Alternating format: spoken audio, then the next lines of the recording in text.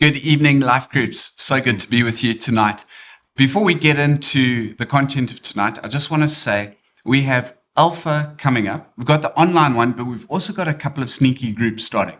We're wanting Life Groups across our communities to start something. So Alpha is a great thing that you can start or be part of. If you've got friends who you want to lead to Christ, why don't you do an Alpha with them?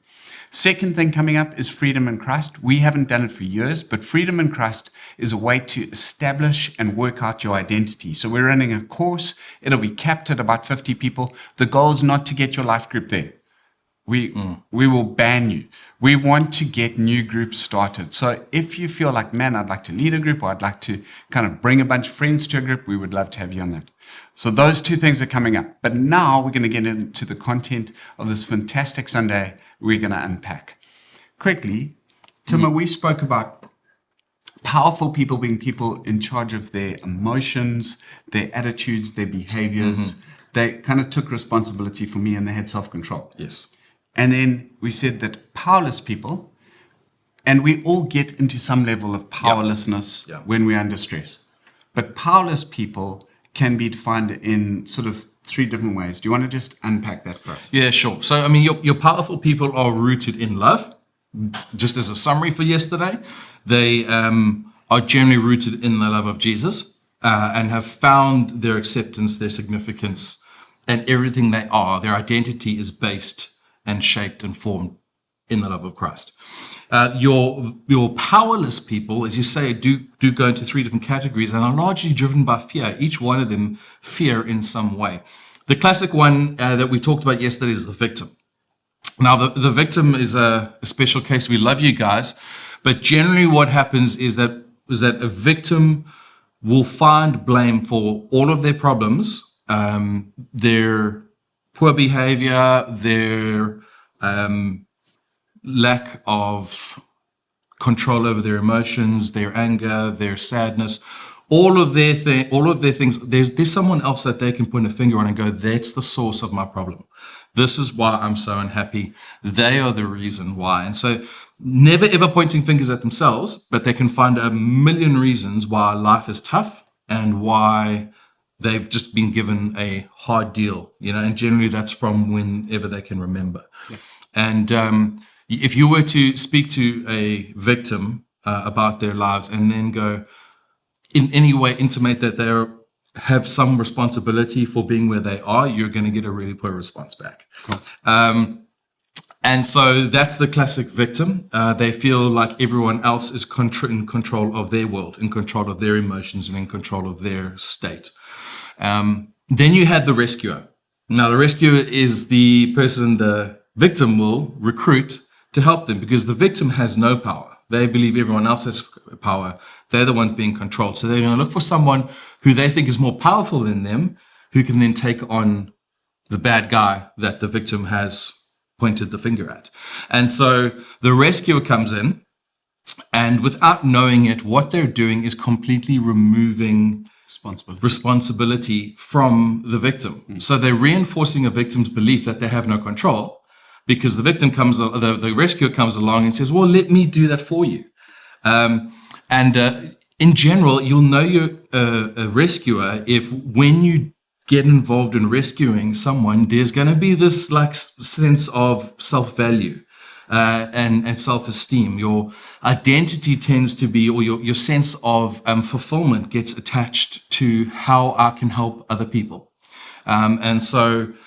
That would be your rescuer. And then the final guy is the bad guy. Now, most of the time, the bad guy takes a bit more of a rap than he should. But there is a form of bad guy here. Now, you'll have the average Joe bad guy. The average Joe bad guy is going to be the person who really is fairly indifferent. It doesn't really care about other people's emotions, doesn't really care about how their behavior impacts other people. They're going to just do what they do, because this is my life and I'm going to carry on. Empathy is below the floor line. No empathy whatsoever. And they will say what they feel like and do what they feel like. And if it affects you, I'm really not that worried. And so they go through life just, no empathy and going, well, that's your problem. If I hurt you, it's your problem. you know? And yeah, you'll find that most of people go, yes, he's a bit of a chop, you know? And then you get your aggressive bad guy, the guy who's actually out to hurt you, the one who's coming after you. And in that case, generally, you are more of a victim. You're not the classic woe is me victim, but there's going to be someone who's now deliberately trying to hurt you, or is very happy to steamroll over people to get what they need. Yeah. And so the fear a bad guy generally has is that, hey, I either I don't fit in here, or I'm not going to have my needs met by these people, and so I'm just going to make them meet my needs, or I'm going to steamroll so that I can get my needs fulfilled. And so that is your typical bad guy. So we all have a tendency to one of these areas when we are in fear. When stress is involved, pressure's up, anxiety's there, we tend to one of these things. So I want you to quickly just name which one you tend towards. I tend towards being a rescuer. And then when I can't rescue you, I become a bit of a victim and sometimes even a bad guy. But the primary one I would go to is a rescuer. Which one are you when you're under stress and in fear?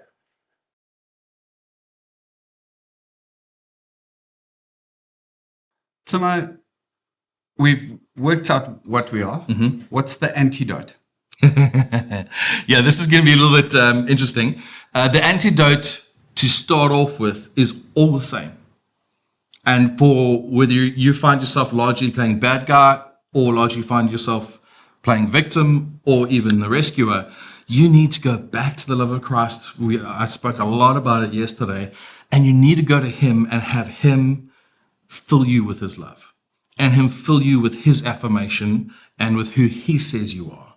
And so you find your security in how much he loves you. That all three of those people need to do that. The victim, once they've done that, they need to realize that Jesus doesn't leave them a victim. In fact, he's given them everything required for them to manage their relationships. They're not subject to the relationships, they get to manage them. And so a victim's going to need to find ways to express how they're feeling to the people who hurt them and also instill boundaries. Okay? The rescuer needs to be filled with the love of Jesus and realize that as much as they want to show just how good a friend they are to this person, just how loyal they are, and how they will do everything for them, they need to realize that when they take over Jesus' role in that person's life, okay, number one, they're not Jesus.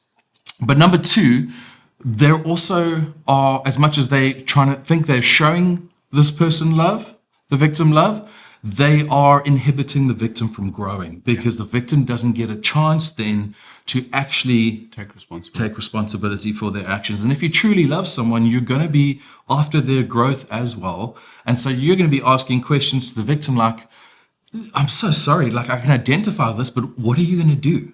And you're going to ask a victim now, I'm not going to do it for you, but what are you going to do? And start asking questions. The victim gets to go, okay, now I've got to think this through. Okay. If you're the bad guy, you're going to be filled with the love of Jesus and you're going to ask him on a daily basis for empathy, to understand that, hey, you're not an island, that as you go through life, what you say matters, what you do matters, and it impacts people around you for good or for bad. And to have empathy and to have awareness of self, and what your words are, what words you're using, and what behaviors you're using, and realize that, hey, what the gospel calls us to do is to create connection, create community, draw people in together, and not just send them scattering because you want it your way, and that's how it's going to be. And so I would say for the bad guy, like, be filled with the love of Jesus, and then go after empathy. Yeah. Ask God to give you his eyes for the world. Yeah, 100%. Okay. Now, that's the framework for how to think. But I want to do something slightly different tonight. I want you each to think about a relationship that is getting into conflict, whether it's a work relationship or a parent-child relationship or a spouse relationship or a friend relationship. Think about one of those relationships that you're finding yourself in more conflict than you would like to be. Now I want you to do something. You've got that relationship. Each of us should have it. I want you to close your eyes and ask Jesus to unlock a way to deal with that relationship. It's good. Just take a few moments and just say, Jesus, give me a tool to unlock this relationship.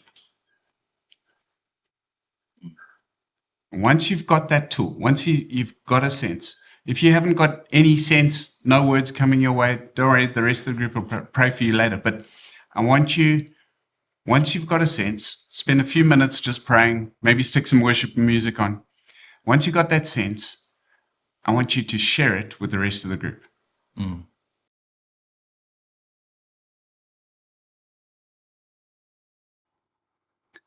Okay. Many of you would have got a sense or a word. Some of you wouldn't have.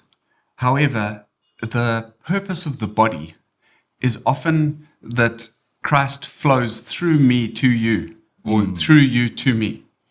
And we can all go, this is my fear-driven tendency.